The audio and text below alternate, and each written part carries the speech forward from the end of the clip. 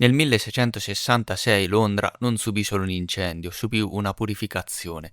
Un intero passato fu ridotto in cenere per far posto ad una realtà completamente nuova. Fu una delle più grandi calamità della storia.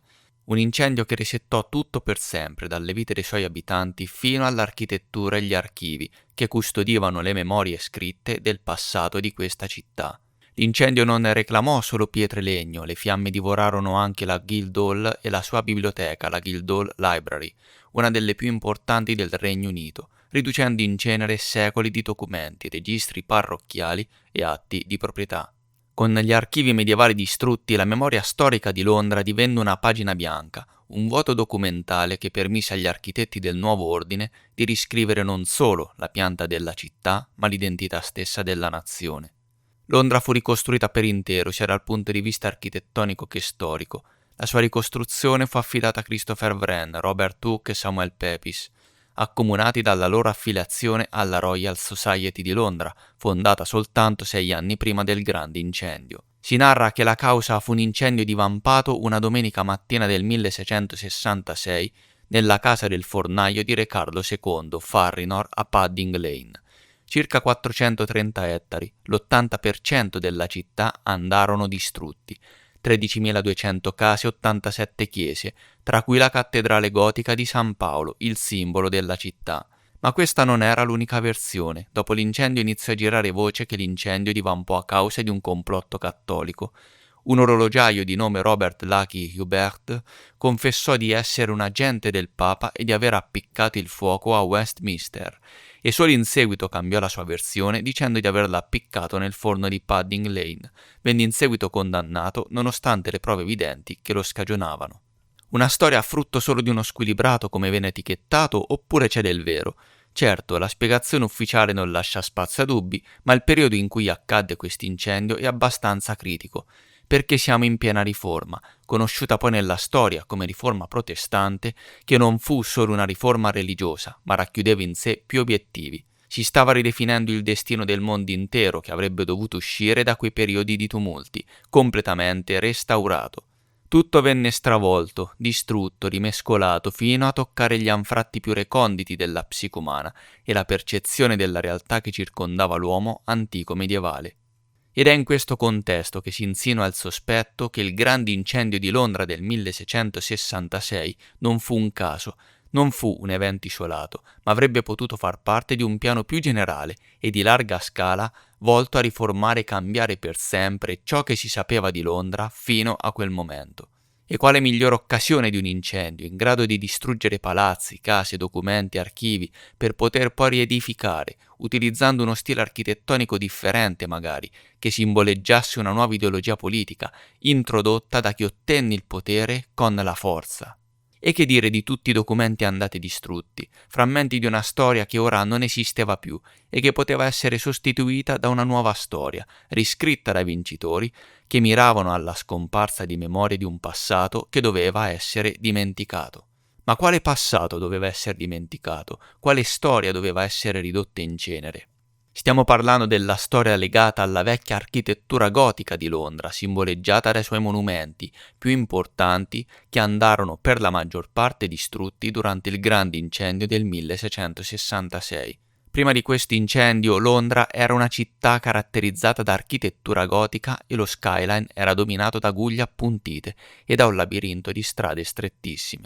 Sono rimaste soltanto le incisioni dell'artista boemo Wenceslaus Sollar a testimoniare com'era la città di Londra prima del grande incendio. Londra aveva oltre 100 chiese in un'area piccolissima ed erano caratterizzate tutte da guglie gotiche, ed in alcuni casi terminazioni che richiamano molto da vicino le torri a tenda russe o boeme.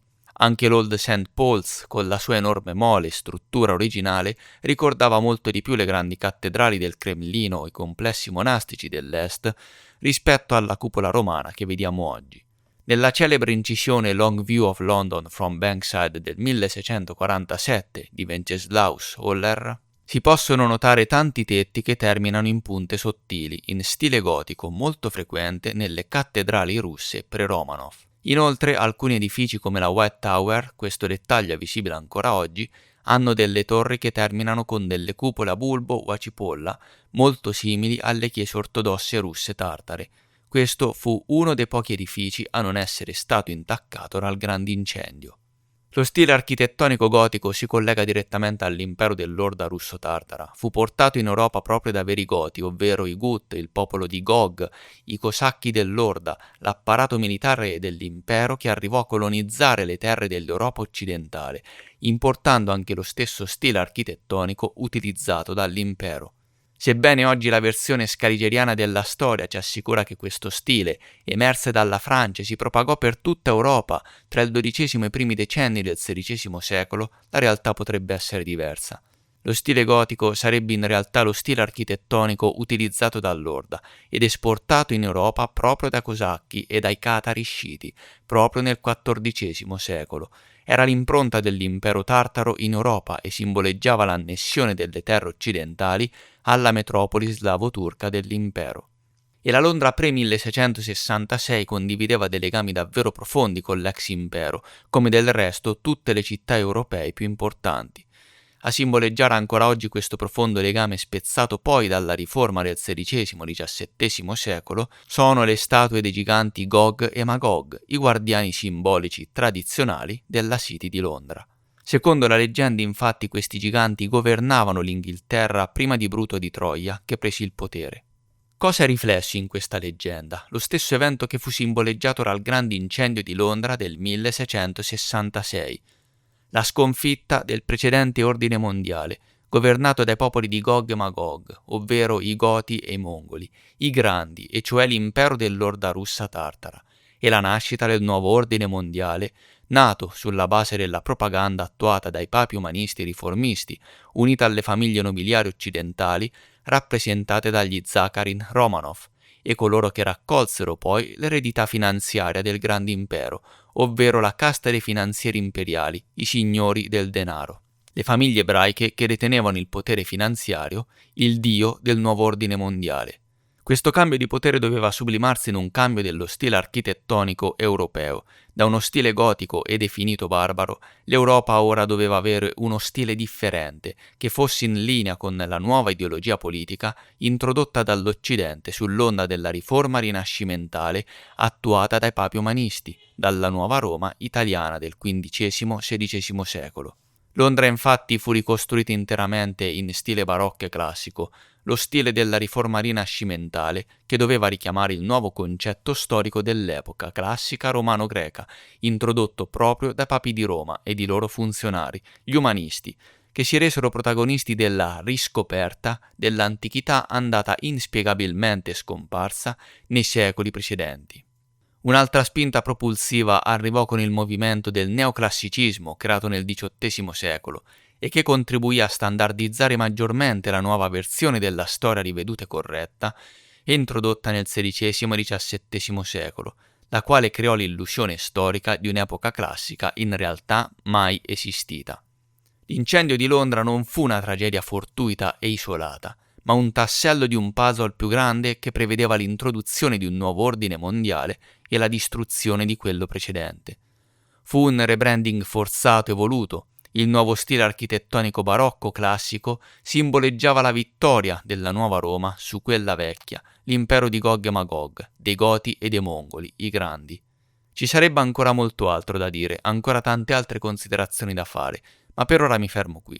Questo video voleva essere un piccolo compendio per tentare di fotografare un frammento di un puzzle più grande che vede la distruzione e ricostruzione di molte altre città.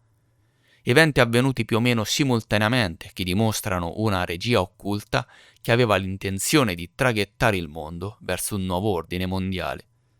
Questo processo doveva passare però attraverso la distruzione sistemica del precedente mondo, governato da altre forze, per arrivare poi nel sistema che oggi conosciamo.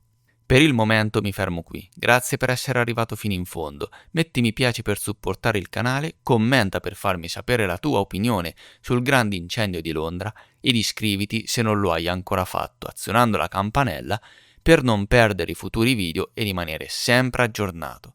Grazie ancora e a presto.